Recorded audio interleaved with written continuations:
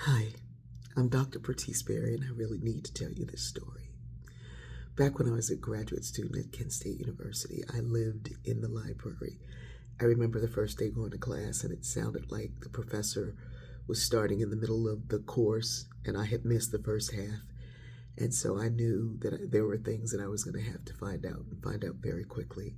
So I read every edition of every textbook. I read everything about whatever we were studying. I looked for all the information I could possibly find. And because I was there so much, the librarian, the head librarian, who was a librarian's librarian, I think she was Wiccan. She was amazing. She was really into nature and worshiping nature, but people were like, she is weird, and I'm like, she is amazing. And one day I discovered that there were letters in our special collection from Zora Neale Hurston. Now, if you don't know who Zora Neale Hurston is, use your PC and your search engine to find out, because we didn't have those back then. And I knew who she was because I read her books. But she was also an anthropologist, and she was so many amazing things. So I said to this librarian, in the special collection, there are letters from Zora Neale Hurston. They are her letters in her writing, in her words.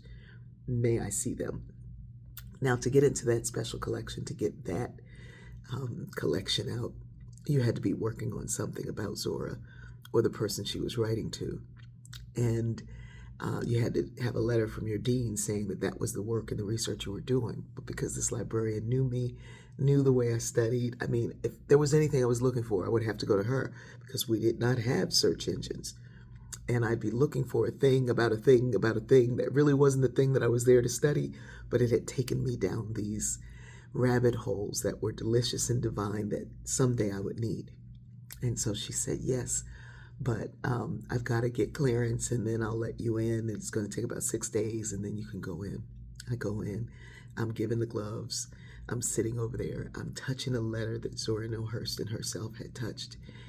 And I'm getting up and moving away, because the tears of this discovery that this is there, and that I can touch it, that I can see it, that I can hold it, that I can read these words, that I could copy these words, that I could have them.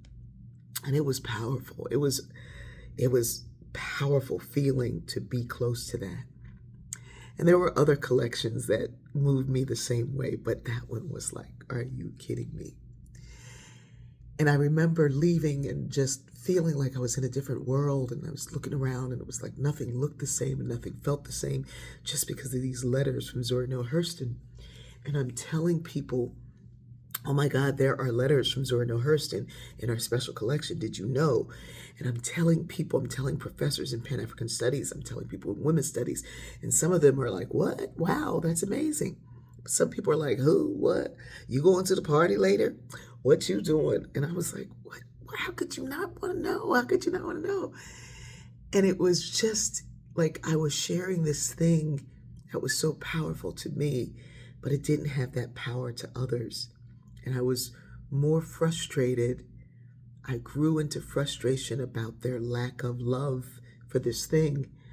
And I forgot my own joy for the thing, because I was dealing with what somebody else's story, or their need to know, or their need. I wanted them to love it like I loved it, and they couldn't. They didn't have a connection to it. They didn't have a concern for it. And it really wasn't even for them.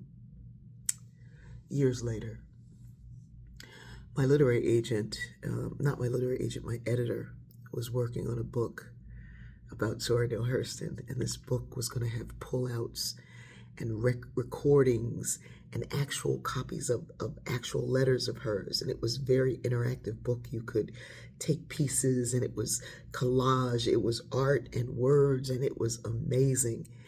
And I said, I know where there are letters from Zora. And she said, what?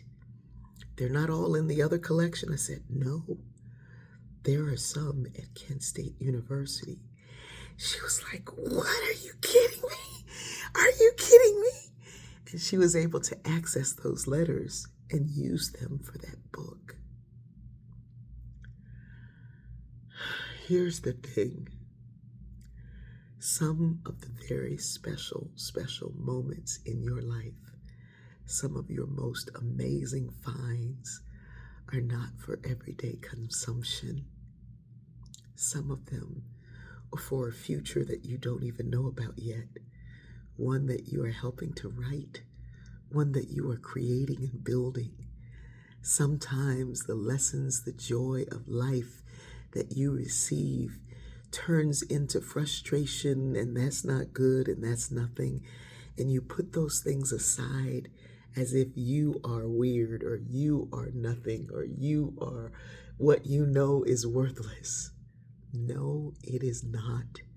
Sometimes the stuff for the masses is not for you. And you have to go where you know you're being called. Go into those places, those spaces of contemplation, and allow it to overtake you. And one day, you'll be in a position to share what you came out with, but not yet. I love you.